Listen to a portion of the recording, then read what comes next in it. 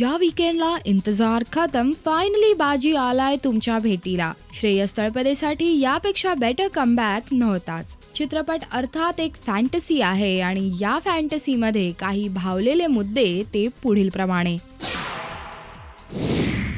मराठीतला पहिला super hero असूनही डिरेक्टरच्या डोक्यातली super हिरोची concept खूप क्लिअर होती. बाजी कोणी जादुई शक्तीवाला माणूस नाही, आपल्यातला एक इसम, छोट्या गावाचं रक्षण करणारा एक रखवाला, त्यांच्यातलाच एक.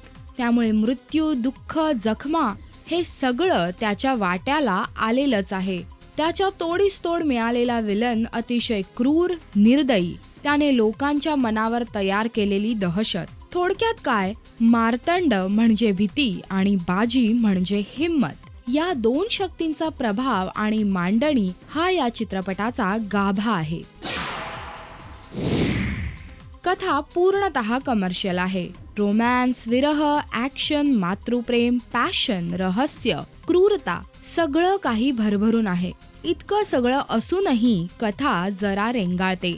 बाजी आणि मार्तंड ही दोन्ही पात्र आणखी व्यवस्थित खुलण्याची आवश्यकता होती असं वारंवार जाणवतं. चित्रपटात श्रेयसचा 3.5 रोल, 3 वेगवेगळे कालखंड, जितूने सादर केलेले काळानुसार बदललेले 2 स्वभाव, असं खूप काही दाखवण्यासारखं असूनही कथा स्लो होते याचं आश्चर्य वाटल्याशिवाय राहत नाही. आणखी लिखाण गरजेचं होतं हे प्रकर्षाने जाणवतं.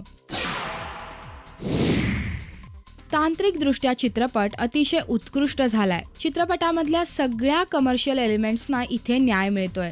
सिनेमॅटोग्राफी, दिग्दर्शन, art direction, music and background score, makeup and costumes, VFX या सगळ्याच डिपार्टमेंट्सनी आपली जबाबदारी अगदी व्यवस्थित वठवली आहे. आणि म्हणूनच कथेत आणखी जोर हवा होता असं मनापासून वाटतं.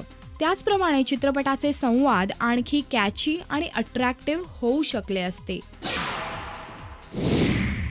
चित्रपटात 2 युनिक गोष्टी पाहायला मिळतात. एक गोष्ट म्हणजे माझा बाजी आला परतुनी हे गाणं. ते ज्या प्रकारे चित्रित केलंय ते फार युनिक आहे. ऑलमोस्ट लाईक तेवर चित्रपटातल्या जोगनिया या गाण्याशी सिमिलर असं याचं शूट झालंय. पण या अशा प्रकारचं चित्रीकरण इथे जरा जास्त छान वाटलंय. चित्रपटातली दुसरी युनिक गोष्ट म्हणजे बाजी आणि मार्तंड यांच्यातला फायटिंग सीन.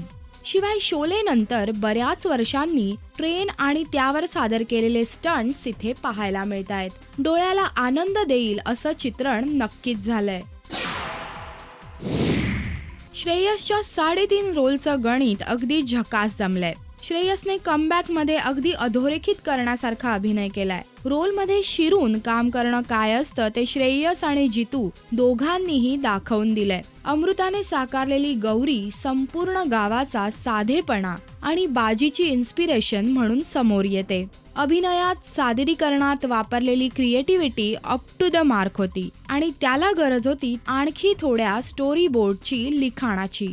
मी या चित्रपटाला देते 3 स्टार्स. पण तुम्ही नक्की थिएटर्समध्ये जा आणि हा चित्रपट पहा आणि तुमचे रिव्ह्यूज या व्हिडिओच्या कमेंट सेक्शनमध्ये लिहायला विसरू नका.